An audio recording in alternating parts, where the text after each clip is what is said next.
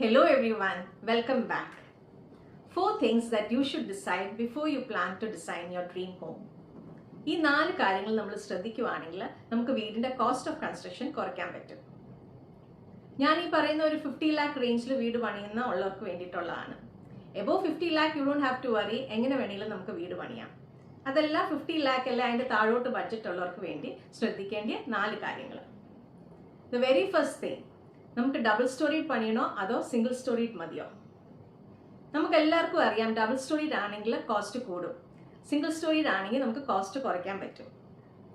ഇപ്പം നമുക്ക് കുറച്ച് സ്പേസേ ഉള്ളൂ, ചെറിയൊരു ലാൻഡ് ആണ്, അവിടെ പിന്നെ നമുക്ക് വേറെ ഓപ്ഷനോ ചോയ്സോ ഒന്നും വരുന്നില്ല, ഡബിൾ സ്റ്റോറി തന്നെ വേണം പണിയാനായിട്ട്. അതെല്ലാം നമുക്ക് മോർ ദാൻ ഇനഫ് ഒരു ലാൻഡ് ഉണ്ടെങ്കിൽ അവിടെ നമുക്ക് ഡബിൾ സ്റ്റോറീഡ് വേണോ അതോ സിംഗിൾ സ്റ്റോറീഡ് മതിയോ?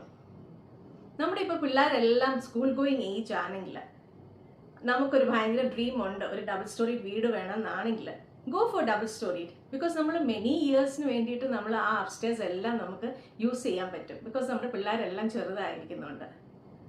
അതല്ല ഇപ്പം നമ്മുടെ പിള്ളേരൊക്കെ കോളേജ് ഗോയിങ് ലെവലാണെങ്കിൽ, അല്ലെ അവർ കല്യാണമൊക്കെ കഴിഞ്ഞ് പോയിട്ടുണ്ട്, അവർ ഹോളിഡേയ്സിന് മാത്രമേ വരത്തുള്ളൂ എന്നുണ്ടെങ്കിൽ നമുക്കവിടെ ഡബിൾ സ്റ്റോറീഡ് വേണം. നമ്മൾ ഈ അപ്സ്റ്റേഴ്സിൽ സ്റ്റേഴ്സ് എല്ലാം കയറിപ്പോയിട്ട് ആ റൂംസ് ഒന്നും യൂസ് ചെയ്യാൻ പോകുന്നില്ല, നമ്മളൊരു ക്ലീനിങ് ടൈമിന് മാത്രമേ ഉള്ളൂ ഈ സ്റ്റേഴ്സ് എല്ലാം ക്ലൈംബ് ചെയ്ത് പോകത്തുള്ളൂ. അപ്പോൾ അങ്ങനെയുള്ളപ്പോഴത്തേക്കിന് ഡബിൾ സ്റ്റോറീഡ് വേണം. അതെല്ലാം നമുക്ക് സിംഗിൾ സ്റ്റോറീഡ് മതി, പക്ഷേ ഡബിൾ സ്റ്റോറീഡ് ലുക്ക് വരത്തില്ല സിംഗിൾ സ്റ്റോറീഡ് പണിതാണെന്നുണ്ടെങ്കിൽ നമുക്ക് കുറച്ചൊരു എമൗണ്ട് ആ ഡബിൾ സ്റ്റോറീഡിൻ്റെ എലിവേഷനിൽ നമുക്ക് ഡിസൈൻ ചെയ്തെടുക്കാൻ പറ്റും ആ ഒരു ഡബിൾ സ്റ്റോറീഡ് ലുക്കിന് വേണ്ടിയിട്ട്. So all of you out there, before you plan to design your dream home, decide whether you want to have a single storied or a double storied one. The second thing is the doubles. Double living rooms, double kitchens. Usual trend എന്താന്ന് പറഞ്ഞു കഴിഞ്ഞാൽ ഒരു formal ലിവിങ്ങും കാണും, ഒരു informal ലിവിങ്ങും കാണും, ഒരു show കിച്ചണും കാണും, ഒരു വർക്കിംഗ് കിച്ചണും കാണും. നമുക്ക് എല്ലാവർക്കും അറിയാം ഇത് രണ്ട് ആയാൽ തന്നെ നമ്മുടെ കോസ്റ്റ് കൂടും. അതിന് വരെ നമുക്കിത് ഒന്നാക്കാൻ പറ്റിക്കഴിഞ്ഞാൽ നമുക്ക് കോസ്റ്റ് കുറയ്ക്കാൻ പറ്റും. യൂഷ്വലി നമ്മുടെ ഫോർമൽ ലിവിങ് ആയിരിക്കും ഇൻഫോർമൽ ലിവിങ്ങിനെക്കാട്ടിലും ചെറുത്. ഇൻഫോർമൽ ലിവിങ് വലുതായിരിക്കും, ബിക്കോസ് അതിൻ്റെ അകത്ത് നമ്മൾ ആ ഡൈനിങ് സ്പേസ് കൂടെ കൊണ്ടുവരുന്നുണ്ട്.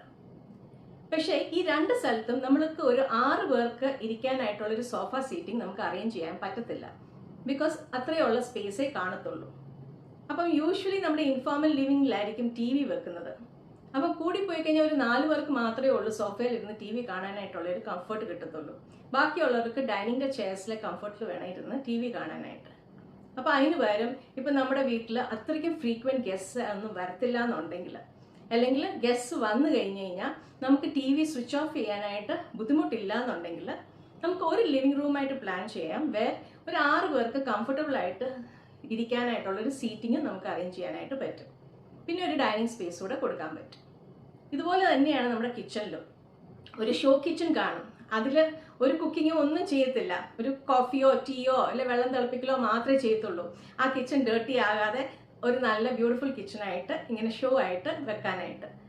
പിന്നെ ഒരു ചെറിയ കിച്ചൺ ആയിരിക്കും വർക്കിംഗ് കിച്ചൺ എന്ന് പറഞ്ഞേ. ആ ചെറിയ കിച്ചണിൽ നിന്നായിരിക്കും നമ്മളുള്ള എല്ലാ കുക്കിങ്ങും ചെയ്യുന്നത്. നമ്മൾ മിക്കവരും കൂടുതൽ ടൈം കുക്കിങ്ങിന് വേണ്ടിയിട്ടാണ് സ്പെൻഡ് ചെയ്യുന്നത്. അപ്പം ഇങ്ങനത്തെ ഒരു ചെറിയ കിച്ചണിൽ നിന്ന് നമ്മൾ കുക്ക് ചെയ്യണോ?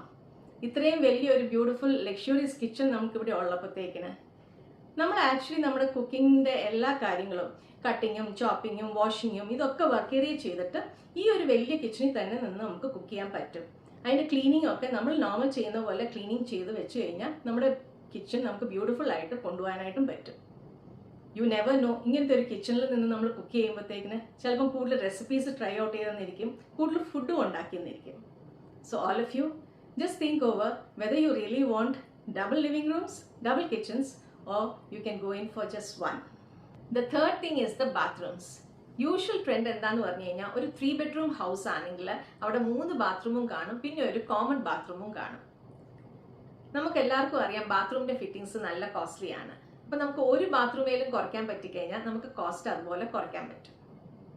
ഇപ്പം നമ്മുടെ ഒരു ലാർജ് ഫാമിലിയാണ്, കൂടുതൽ മെമ്പേഴ്സ് ഉള്ള ഒരു ഫാമിലിയാണ്, 3 ബെഡ്റൂമും മിക്കവാറും ഓക്യുപ്പൈഡ് ആയിട്ടുള്ള ഒരു സിറ്റുവേഷൻ ആണെന്ന് പറഞ്ഞു കഴിഞ്ഞാൽ നമുക്ക് അവോയ്ഡ് ചെയ്യാൻ പറ്റുന്നത് നമ്മുടെ കോമൺ ബാത്റൂമാണ്.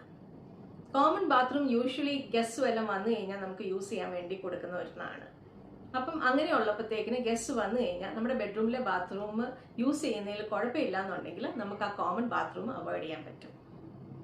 ഇപ്പം നമ്മുടെ വീട്ടിൽ മെമ്പേഴ്സ് കുറവേ ഉള്ളൂ, ഒരു ബെഡ്റൂം മാത്രമേ ഉള്ളൂ യൂസ് വരുന്നുള്ളൂ, ബാക്കി 2 ബെഡ്റൂമിൻ്റെ ബാത്റൂം എം ടി ആയിട്ടാണ് യൂഷ്വലി ഉള്ളതെന്ന് പറഞ്ഞു കഴിഞ്ഞാൽ നമുക്ക് വേണമെങ്കിൽ ഈ 2 ബെഡ്റൂമിനും കൂടെ ഒരു ബാത്റൂമായിട്ട് നമുക്ക് ഡിസൈൻ ചെയ്യാം.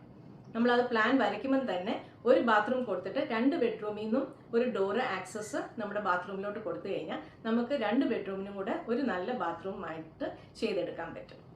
So all of you, before you decide to plan your dream home, think of the number of bathrooms you really need.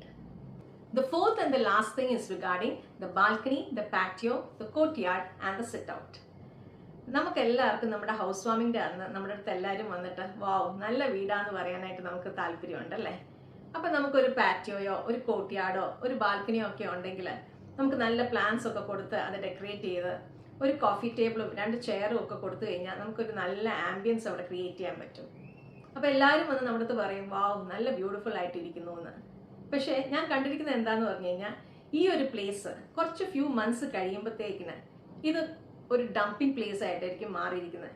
പിള്ളേരുടെ കുറേ ടോയ്സ് അവിടെ കാണും, അല്ലെങ്കിൽ കുറേ അൺവാണ്ടഡ് ആയിട്ടുള്ള കുറേ കാർട്ടൺ ബോക്സസ് അവിടെ കാണും, ഈ പ്ലാന്റ്സ് എല്ലാം തന്നെ കരിഞ്ഞു പോയിട്ടുണ്ടായിരിക്കും. അപ്പം നമ്മൾ ഇങ്ങനത്തെ ഒരു സ്ഥലം അത് കെയർ കൊടുത്ത് മെയിൻറ്റെയിൻ ചെയ്യാനായിട്ട് ഇൻട്രസ്റ്റ് എടുക്കാത്ത ഒരാളാണെങ്കിൽ never going for all this 3 പാറ്റോയും ഈ കോർട്ട്യാർഡും ഈ ബാൽക്കണിയും കംപ്ലീറ്റ്ലി അവോയ്ഡ് ചെയ്യുക. നമുക്ക് അൺവാണ്ടഡ് ആയിട്ടുള്ള എക്സ്പെൻസും നമുക്ക് കുറഞ്ഞു കിട്ടും. ഇതുപോലെ തന്നെയാണ് സിറ്റ് ഔട്ട്. നമുക്കിപ്പം പുറത്തെ കാഴ്ചയൊക്കെ കണ്ട് നമ്മൾ എൻജോയ് ചെയ്ത് റിലാക്സ് ചെയ്യുന്ന ഒരു ടൈപ്പ് ഓഫ് പേഴ്സൺ ആണെങ്കിൽ മാത്രം നമ്മളൊരു നല്ല വലിയ സിറ്റ് ഔട്ട് കൊടുക്കുക, അല്ലെങ്കിൽ just going for A very small sit out. നമ്മളെല്ലാവരും മനസ്സിലാക്കേണ്ട ഒരു കാര്യം എന്താന്ന് പറഞ്ഞു കഴിഞ്ഞാൽ നമ്മുടെ ഹൗസ് വാമിൻ്റെ അന്ന് നമ്മുടെ അടുത്ത് എല്ലാവരും വന്ന് വാവ് നല്ല ബ്യൂട്ടിഫുൾ ഹൗസ് ആണല്ലോ എന്ന് പറയുന്നത് ഇറ്റ്സ് വെരി പ്രൈസ്ലെസ്. പക്ഷേ ഒരു 2-3 വർഷം കഴിഞ്ഞിട്ട് ഇവർ വന്ന് നമ്മുടെ അടുത്ത് പറയുക ഇപ്പോഴും നമ്മുടെ വീട് ഇത്രയും നല്ല ബ്യൂട്ടിഫുൾ ആണല്ലോ എന്ന് പറയുന്നത് it's all the more very priceless. അപ്പം നമ്മൾ എപ്പോഴും ഡിസൈൻ ചെയ്യുമ്പം ഒരു നീഡ് ബേസ്ഡ് ആയിട്ട് ഡിസൈൻ ചെയ്യുക, നമ്മുടെ ആവശ്യത്തിന് വേണ്ടി നമ്മളൊരു ഡിസൈൻ ചെയ്യുക. അപ്പം നമ്മൾ നമ്മുടെ റൂംസ് നമ്മുടെ ഇൻഡോഴ്സും ഔട്ട്ഡോഴ്സും എപ്പോഴും നല്ല ക്ലാസിയും ട്രെൻഡി ആയിട്ട് ബ്യൂട്ടിഫുൾ ആയിട്ട് വെക്കും. And for years to come it will stay beautiful also. I hope this video was very informative. See you in my next video. Bye bye.